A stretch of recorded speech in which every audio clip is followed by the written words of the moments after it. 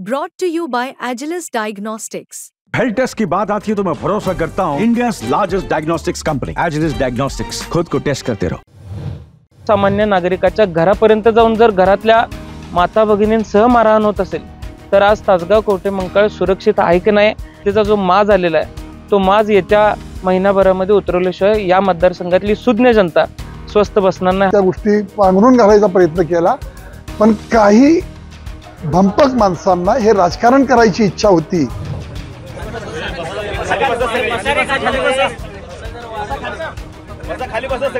कवठेमंकाळमध्ये सध्या नगराध्यक्ष पदाच्या निवडणुका चालू आहेत आणि त्यात आपला कुठेतरी पराभव होतोय की काय या भीतीने माजी खासदार या जिल्ह्याचे जे होते त्यांनी आज सकाळी अचानकपणे जी काही लोक पक्ष म्हणून काम करतात, जी काही लोक एक संघपणाने आम्ही काम करतोय, त्यातल्या एका व्यक्तीच्या जे आमचे पदाधिकारी आहेत, या शहराचे माजी उपनगराध्यक्ष आहेत आणि एक प्रतिष्ठित व्यक्ती आहेत, त्यांना अचानकपणाने घरी जाऊन सकाळी 7 वाजता त्यांच्या आणि त्यांच्या गुंडांनी त्यांना मारहाण केली आणि मारहाण करत असताना त्यांचे घरचे, मग आई असतील, पत्नी असतील, यामध्ये आल्या।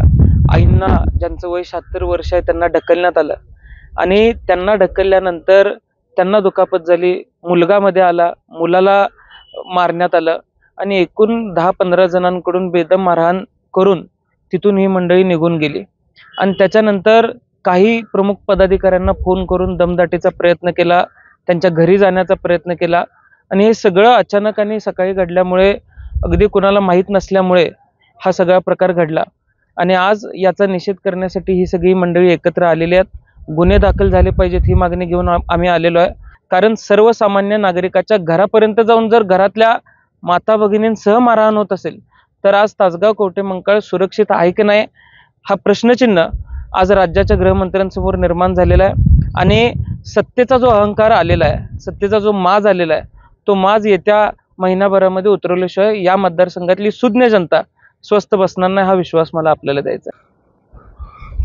नगरपालिकेच्या निवडणुकीच्या निमित्तानं काल सायंकाळी म्हणजे संध्याकाळी माझ्या पीए जो आहे खंडू होवाळे म्हणून, त्या पीएला या दोघा तिघांनी थांबवून काल रात्री मारहाण केली।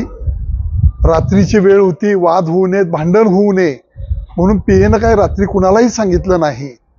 सकाळी लवकर माझ्याकडे तो आला आणि मला रात्री मारहाण केलेली आहे। आयाज आणि त्याच्याबरोबर 2 जण होते, त्यामध्ये त्यांनी ते बाळासाहेब पाटलांचं एक नाव घेतलेलं आहे आणि पिंटू कोळेकर अशी 3 थांबल्यामुळं ह्याला थांबवलं आणि तिथं मारहाण केली। सकाळी मी विचारायला गेलो, त्यावेळेला सुद्धा अतिशय अर्वाच्यपणानं मी त्याच्या घरी गेलो। माझ्या पीएपर्यंत मारहाण करण्याची मजल जर यांची होत असेल तर ही गोष्ट चांगली नाही। आणि तो दलित समाजाचा माझा पीए आहे, तुला काय विचारायचं असेल ते आम्हाला विचार। त्यावेळी उद्धटपणाची भाषा आली, एकेकाला ताणून मारायची आम्ही सांगितलेलं आव्हान दिलेलं आहे, पुन्हा आज सांगतो।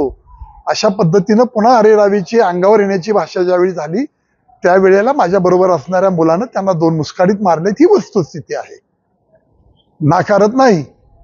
आणि रात्री हे प्रकार घडण्याचं कारण, रात्री माझ्या पीएला यांनी मारहाण केलेली आहे। आमची फिर्याद दाखल 1-2 तासात आम्ही करतोय। वाद वाढू नयेत, गावागावात तणाव वाढू नये म्हणून आम्ही त्या गोष्टी पांघरून घालायचा प्रयत्न केला, पण काही भंपक माणसांना हे राजकारण करायची इच्छा होती असं मला दिसतंय। तेव्हा आम्ही या भूमिका निश्चितपणानं आमच्या मांडून पोलीस स्टेशनला आमची फिर्याद दिली जाणार आहे।